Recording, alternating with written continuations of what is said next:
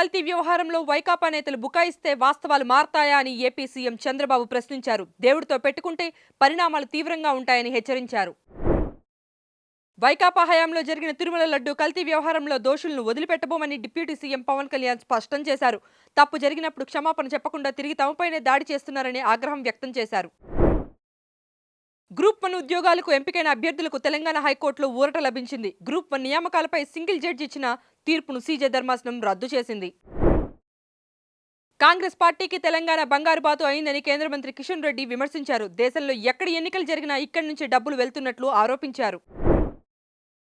Group 1 నియామకాల అంశంలో high court తీర్పుపై CM Revanth Reddy స్పందించారు. గ్రూప్ 1 నియామకాలపై హైకోర్టు తీర్పును హృదయపూర్వకంగా స్వాగతిస్తున్నామన్నారు. లోక్సభలో ప్రధాని మోదీని చుట్టుముట్టేందుకు కాంగ్రెస్ సభ్యులు ప్లాన్ చేసినట్లు స్పీకర్ ఓం బిర్లా వెల్లడించారు. విపక్షాల నిరసనల దృష్ట్యా ఆయన్ను సభకు రావద్దని తాను సూచించానని పేర్కొన్నారు.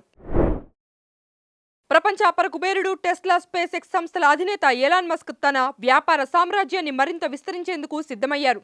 ఇందుకోసం కొత్త ప్రణాళికను ప్రకటించారు. యుఫోరియా మూవీ ప్రమోషన్స్ లో భాగంగా మరో జన్మంటూ ఉంటే దర్శకుడుగా మాత్రం పుట్టను అని ఇటీవల గుణశేఖర్ వ్యాఖ్యానించారు. కోవిడ్ సమయంలో తన ఇంట్లో జరిగిన ఒక విషయాన్ని నటుడు మాధవన్ తాజాగా గుర్తు చేసుకున్నారు. ఆ సమయంలో తాను ఇంట్లో ఉండడం చూసి భార్య సరిత ఇంట్లో నుంచి బయటకు గెంటేసిందంటూ సరదాగా చెప్పారు. ఆన్లైన్ గేమింగ్ కారణంగా 3 అక్కా చెల్లెలు ఆత్మహత్య చేసుకున్న విషయం తెలిసిందే.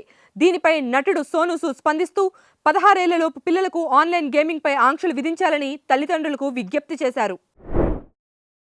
క్రికెట్ అభివృద్ధికి ఐసీసీ చైర్మన్ జైషా అద్భుతమైన కృషి చేస్తున్నారని ఫిఫా అధ్యక్షుడు జియా ఇన్ఫాంటినో కొనియాడారు.